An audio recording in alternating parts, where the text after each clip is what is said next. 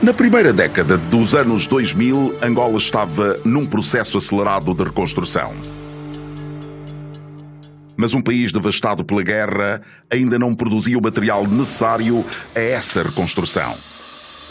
Importar era preciso e tudo chegava aqui no Porto de Luanda. Para agilizar ainda mais o processo, o governo de Angola construiu, por meio da Sonangol, entre os anos de 2006 e 2007, um terminal multiuso controlado pelo Gabinete de Reconstrução Nacional.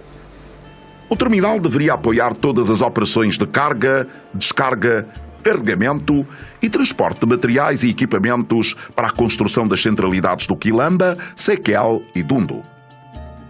Em maio de 2007, o Executivo decide passar a gestão para a empresa 5M. Os sócios proprietários eram Vincent Miclé e José Mário Cordeiro dos Santos, ambos ligados a pessoas do poder naquela altura. A intenção era facilitar a saída de mercadorias. Mas a nossa reportagem teve acesso a documentos que mostram diversas irregularidades desde o início do contrato.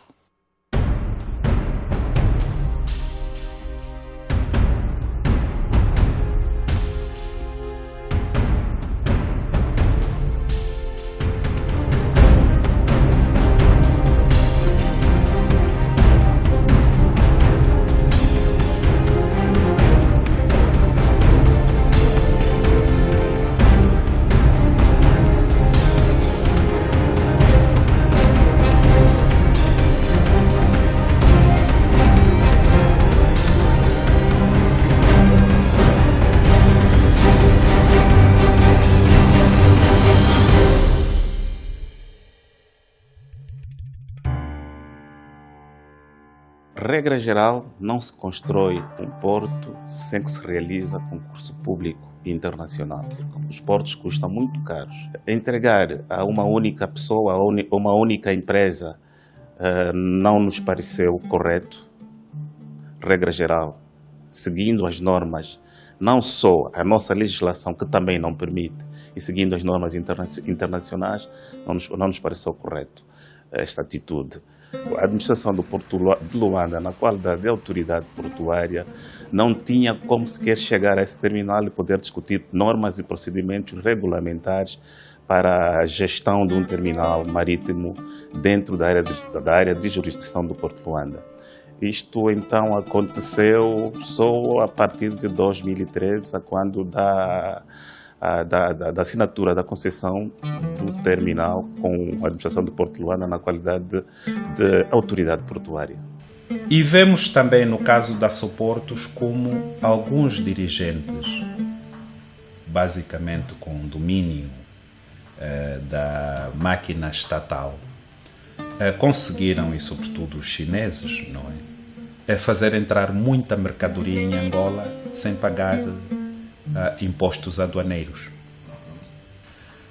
Mas o fundamental aqui é que algumas dessas empresas, em relação a algumas dessas empresas, o Estado deve explicar publicamente quem eram os verdadeiros donos, quais os prejuízos, fazer um inventário desses negócios, os prejuízos que causaram ao Estado, fazer o rastreamento dos fundos que foram parar as contas de alguns gestores dessas empresas. Para quê? Para que não se fique apenas com o papel das empresas, mas para que seja possível saber onde foram parar os recursos gerados por essas empresas de forma fraudulenta. O terminal era gerido de uma forma desconhecida pela administração do Porto, isto em primeiro plano. Em segundo plano, a faturação era sobejamente desconhecida pela administração do Porto. Nós não sabíamos que atividade comercial era feita diretamente dentro daquele terminal, porque manuseava-se cargas de projeto, não é, de reconstrução nacional, carga geral, e também depois, já na altura da Soportos, passou-se a manusear carga comercial. E a carga comercial não tinha sequer, não passava, o Porto de Luanda não tinha respaldo sobre essa carga, porque era uma carga comercial, a faturação era feita digamos assim, sem o conhecimento da administração do Porto de Luanda. Um dos itens do contrato de gestão indica que o GRN deveria apetrechar a frota de transportes da 5M.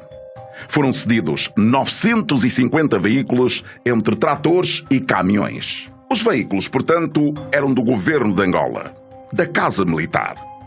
De acordo com o contrato, esses veículos deveriam ser pagos com serviços de transportação.